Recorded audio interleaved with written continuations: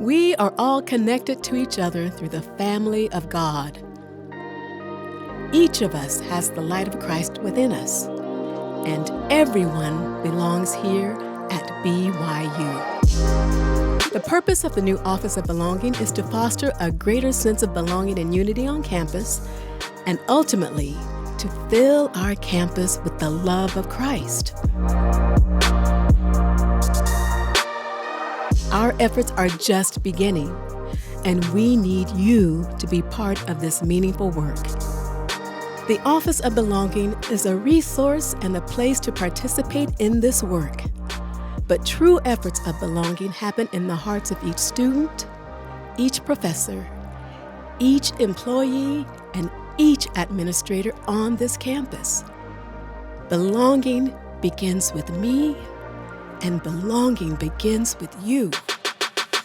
You are an important part of this work. You matter. Your unique experiences, your hopes, your dreams, your thoughts, your story, all matter. You belong here at BYU.